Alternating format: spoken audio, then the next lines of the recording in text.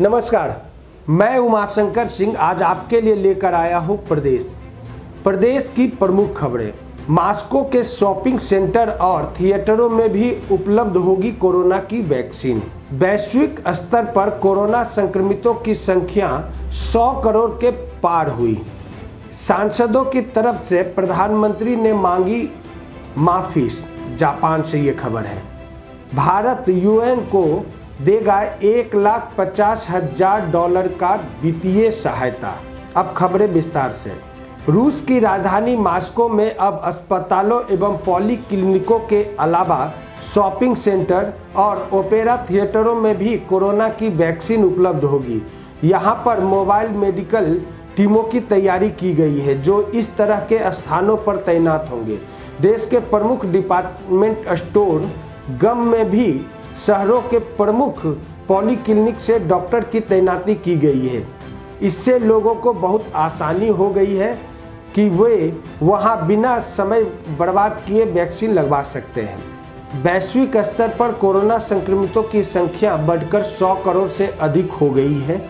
Media reports के आंकड़ों से यह जानकारी मिली है कि नेशनल हेल्थ एजेंसी के आंकड़ों से जो जानकारी मिलती है उसके अनुसार मंगलवार रात 11:30 तक संक्रमितों की संख्या 100,10,798 थी, जबकि वैश्विक स्तर पर कोरोना से मरने वालों की संख्या 21,51,242 दर्ज की गई है।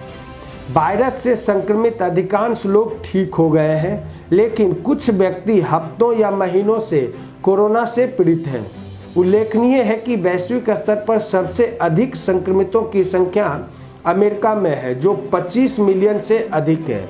दूसरे स्थान पर भारत है जहां पर 10.7 मिलियन संक्रमित है और तीसरे स्थान पर ब्राजील जहां पर 8.9 मिलियन लोग संक्रमित हैं। सांसदों की तरफ से प्रधानमंत्री ने मांगी माफी। जापान के प्रधानमंत्री योशिहिदे सुगा ने बुधवार को अपने सांसदों की ओर से माफी मांगी है। दरअसल उनकी पार्टी के सांसद कोरोना के कारण बनाए गए नियमों का उल्लंघन करते हुए नाइट क्लब में गए थे, जिसे लेकर सुगा ने माफी मांगी है। आलोचक लगातार सुगा के महामारी से उपजे हालात से निपटने के तरीके की आलोचना कर रहे हैं, जिसके कारण उन पर दबाव बना हुआ है। संसद में सुगा ने कहा कि वह कोरोना के नियमों का उल्लंघन करने पर पार्टी सांसदों की ओर से माफी मांगते हैं, क्योंकि इन लोगों ने नाइट क्लब में जाकर नियमों का उल्लंघन किया है। उल्लेखनीय है कि जापान की राजधानी टोक्यो और अन्य इलाकों में इस महीने कोरोना संक्रमण मामलों में तेजी से बढ़ोतरी हुई है। इमरजेंसी भी लगा दी गई है। इन नियम के तहत रेस्टोरेंट और बार में 8 बजे तक जाने पर रोक है। सत्ताधारी पार्टी लिबरल डेमोक्रेटिक पार्टी के सांसद जून मात्सुमोटो ने पत्रकारों से बताया कि नियमों का उल्लंघन करना इनकी लापरवाही है और लोगों से धैर्य रखने का आग्रह किया। उन्होंने बताया कि वो टोक्यो के पॉस गिंजा जिले में स्थित 2 नाइट क्लब में गए और इससे पहले एक इटालियन रेस्टोरेंट में खाना खाने गए थे। अपनी इस गलती के लिए उन्होंने माफ़ी मांगी है। इसके अलावा सांसद कियोहिनो टोयामा ने भी माफ़ी मांगी है, जो शुक्रवार देर रात गिंजा में स्थित नाइट क्लब में गए थे।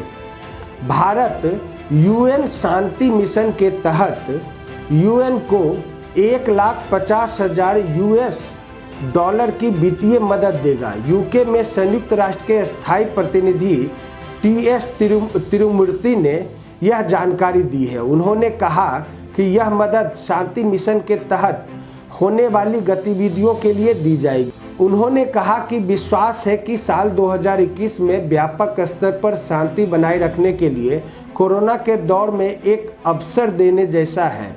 तिरुमूर्ति ने कहा कि हमारे शांति बनाए रखने के प्रयासों के तहत विश्व के सबसे बड़े लोकतंत्र शासन को मजबूत करने के साथ साथ शासन संरचना के निर्माण को प्राथमिकता देने की जरूरत से अवगत है। साथ ही शांति स्थापित करने को लेकर गतिविधियों में महिलाओं की भूमिका सराहनीय रही है।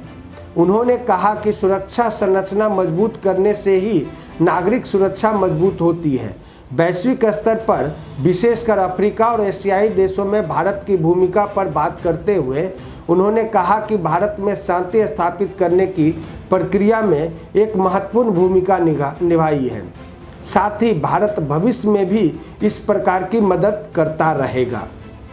ये थी आज की प्रमुख खबरें। खबरों से अपडेट रहने के लिए आप हमारे बिहारी खबर के पेज को लाइक और सब्सक्राइब करना ना भूलें।